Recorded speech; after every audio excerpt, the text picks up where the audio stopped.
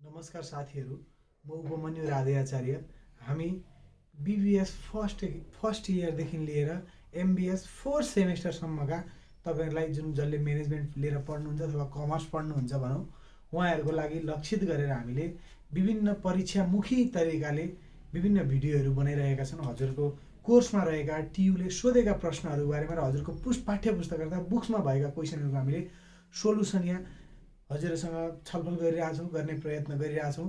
त्यसै क्रममा आज हामी MBS फर्स्ट सेमेस्टरमा जसले रेगुलर स्ट्याट पढ्नुपर्छ हो, त्यो रेगुलर स्ट्याटिस्टिक्स भन्ने एउटा विषय छ।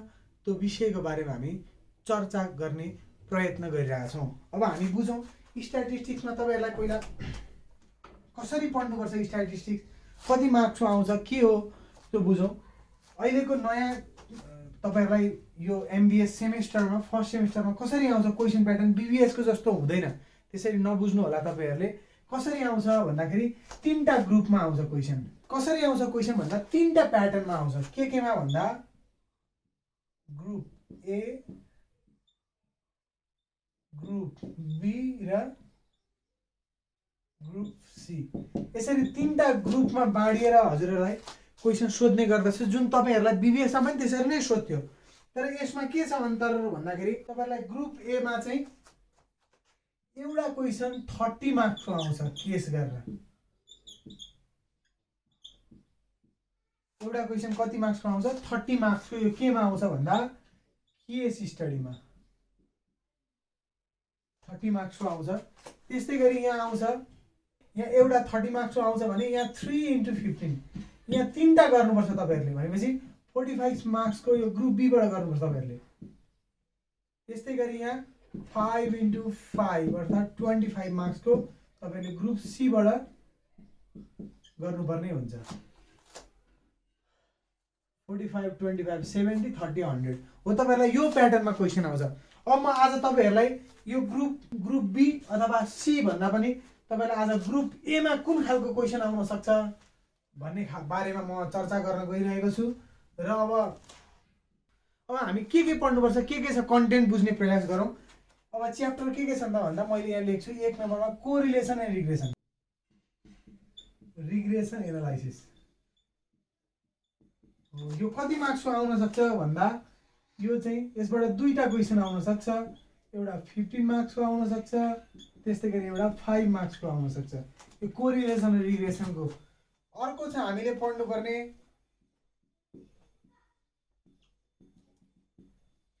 theoretical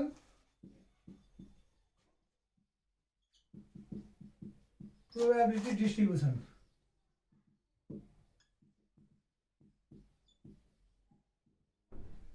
यसबाट कतिवटा क्वेशन आउन सक्छ भन्दा यसबाट तीनटा क्वेशन आउन सक्छ। यो चाहिँ 17.5 मार्क्स देखि 20 मार्क्स सम्म आउन सक्छ। यसमा यो हेर्नु होला तपाईले theoretical probability distribution। त्यस्तै गरी अर्को छ, अब हेर्नु होला डिस्ट्रिब्युसन। अब यसमा के पढ्नुपर्छ भन्दा यसमा तीनटा कुरा पढ्नुपर्छ। त्यो हामी बुझ्न गइरहेका छौं। के भन्दा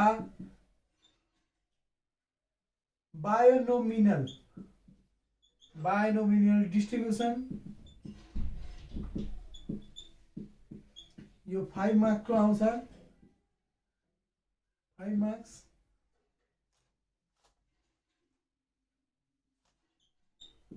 त्यस्तै गरी पोइजन डिस्ट्रिब्युसन,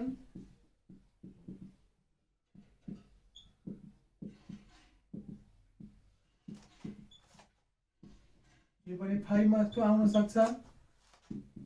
यो सीमा नर्मल डिस्ट्रिब्युसन,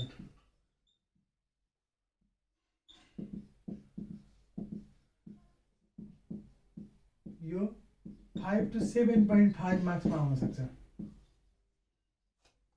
यो क्लियर गर्नु होला। हामीले के भनेको छ भने कोरिलेसन रिग्रेसन एनालाइसिसबाट दुईटा क्वेशन आउँछ। एउटा 5 आउन सक्छ, एउटा 15 मार्क्स र 5 मार्क्सको, तर एउटा क्वेशन पक्कै आउँछ 15 मार्क्सको। त्यस्तै गरी अर्को च्याप्टर छ थियोरिटिकल प्रोबेबिलिटी डिस्ट्रिब्युसन। यसबाट तीनटा क्वेशन आउन सक्छ, जुन चाहिँ 17.5 देखि 20 मार्क्ससम्मको हुन सक्छ। त्यसमा के पढ्नुपर्छ भन्दा एउटा बायोनोमिनल डिस्ट्रिब्युसनको बारेमा पढ्नुपर्छ, एउटा पोइजन डिस्ट्रिब्युसनको बारेमा पढ्नुपर्छ, अर्को नर्मल डिस्ट्रिब्युसनको बारेमा पढ्नुपर्छ। यसको बारेमा हामी चर्चा परिचर्चा गर्छौं नै। बिस्तारै गर्छौँ। म अहिले के पढ्नुपर्छ मात्र भनिरहेको छु। त्यस्तै गरी अर्को छ टेस्टिङ अफ हाइपोथेसिस। टेस्टिङ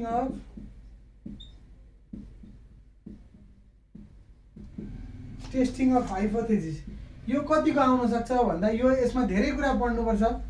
यसमा चाहिँ 50 देखि 60 मार्क्ससम्मको आउन सक्छ है, आउन सक्छ। तर धेरै क्वेसनहरू आउँछन्, तपाईँहरू हेर्दै जानु होला। यो एउटा सम्भावित अहिलेसम्म आइरहेको कति मार्क्सको क्वेसन आएको छ भनेर मैले ओल्ड इज गोल्ड सर र हेर्दाखेरि यो खालको पाएर मैले सारेको। फेरि होइन, यहाँ त 15+5 लेखेको छु, अहिले 15को मात्र आयो, के गरे 15+5 को भने त्यो हिसाबले नबुझ्नु न। मैले भने त्यो त्यतिसम्म आउन सक्छ, 15+5 देखि 20 सम्मको आउन सक्छ। 15 को चाहिँ आइरहेको छ, यसरी बुझ्नु होला। यसमा पनि लगभग आइरहेको छ सबै एक एकवटा क्वेसन। यसबाट पनि 50 देखि 60 मार्क्सको लगभग आइसकेको छ। किनभने क्वेसनहरू कस्तो हुन्छ भने सबै गर्नु पर्दैन नि त, कस्तो हुन्छ भने अप्सनल हुन्छ। जस्तै ग्रुप बीमा तपाईँहरूले 3टा गर्नुपर्छ भने 4वटा क्वेसन सोधिरहेको हुन्छ। ग्रुप सीमा पनि तपाईँहरूलाई 6वटा क्वेसन सोधेर 5वटा गरिरहेको हुन्छ। थ्योरी पनि आइरहेको हुन्छ। त्यसरी बुझ्नु होला तपाईँहरूले। अब हाइपोथेसिसमा के पढ्नुपर्छ भन्दाखेरि तपाईँहरूले 4वटा टेस्ट पढे हुन्छ। यसमा टेस्टहरू छन्, एउटा जे टेस्ट छ, अर्को टी टेस्ट छ, त्यस्तै गरी सीमा एफ टेस्ट छ, त्यस्तै गरी डीमा काई स्क्वायर टेस्ट भन्छ। यसलाई के भन्छ भने काई स्क्वायर टेस्ट। यसलाई के भन्छ भने काई स्क्वायर टेस्ट, बुझ्नु होला। अब यी सबैबाट मिलाएर प्रश्न आउन सक्छ। त्यो आउँदाखेरि कतिको हुन्छ भन्दा 50 देखि 60 मार्क्सको आउन सक्छ। त्यस्तै गरी 4 नम्बरमा जाउँ। अर्को च्याप्टर छ इस्टिमेसन भन्ने। हो, यो इस्टिमेसनबाट 2टा क्वेसन आउन सक्छ तपाईँहरूलाई, एउटा 5 मार्क्सको, एउटा 7.5 मार्क्सको। त्यस्तै गरी 5औं नम्बरमा छ प्रोबेबिलिटी। यसबाट पनि 2टा क्वेसन आउन सक्छ। यो चाहिँ कति भन्दा 5 र 7.5 मार्क्सको। तपाईँहरूको फर्स्ट सेमेस्टरको स्टार्टमा यति चिज पढ्नुपर्छ, धेरै चिज केही पनि छैन। यदि 5वटा च्याप्टर पढ्नुपर्छ। हामी यो सबैको बारेमा बिस्तारो बिस्तारो बिस्तारो छलफल गर्दै जान्छौँ, बिस्तारो, नआत्तिकन नडराइकन। यो स्ट्याट चाहिँ एकदम गाह्रो मानेको, अप्ठ्यारो मानेको र धेरैजना चाहिँ यो स्ट्याटदेखि अलिकति डराउनु भएको पनि पाइन्छ। हामीले पढ्दा पनि त्यो पाइन्थ्यो, तर त्यो नआत्तिनु होला, केही पनि छैन। हामीले यति मध्ये 2-3टा च्याप्टर भनौँ न, कोरिलेसन यो तपाईँले मिलाउनै पर्छ। इस्टिमेसन पनि सजिलै छ, प्रोबेबिलिटी पनि सजिलै छ। अब यो प्रोबेबिलिटी डिस्ट्रिब्युसनको पनि कुरा सजिलै छ, हाइपोथेसिस पनि सजिलै छ, गाह्रो चाहिँ छैन। तर मैले के भन्छु भने 2-3टा च्याप्टर अलिकति मजाले सबै पढ्ने भएन, 3-4 मजाले पढ्नुभयो, त्यो चाहिँ च्याप्टर गर्न सक्ने हुनुपर्यो। जानुभयो भने स्टार्टमा त जति गऱ्यो त्यति मार्क्स आउने हो, किनभने म्याथ हो। त्यो हुँदाखेरि तपाईँहरूलाई पास गर्न सजिलै छ। त्यो गाह्रो डराउनु पर्ने केही पनि छैन। हामी बिस्तारो बिस्तारो बिस्तारो बिस्तारो यहीँदेखि छलफल गर्दै गर्दै आउँछौँ, एकदम सजिलोबाट छलफल गर्दै आउँछौँ। यो तलको विषयवस्तुको बारेमा छलफल गर्दिनँ म। 1 नम्बरको कोरिलेसन एन्ड रिग्रेसन एनालाइसिस जो एकदमै सजिलो छ, त्यसको बारेमा छलफल गर्छु म तपाईँहरूसँग। हस् त, धन्यवाद। हामी अगाडिको भिडियोमा तपाईँहरूलाई माथिदेखि कोरिलेसन एन्ड रिग्रेसन एनालाइसिसको जुन हामीले पोर्सन हामीले तपाईँहरूलाई यो कोर्स कन्टेन्ट छ भनेर देखाएको छौँ, त्यहीदेखि छलफल गर्दै आउँछ। 1 नम्बर मैले जसरी लेखेको छु त्यही हिसाबले हामी भिडियोहरू तपाईँहरूलाई बनाउँदै जानेछौँ। अब हामीलाई हेर्दै गर्नु होला, लाइक गर्नु होला, कमेन्ट गर्नु होला, तपाईँहरू जस्तै साथीसँग सेयर गर्नु होला, र हाम्रो भिडियो सबभन्दा अगाडि तपाईँसँग आओस् जस्तो लाग्छ भने सब्सक्राइब गर्नु होला। हस् त, धन्यवाद।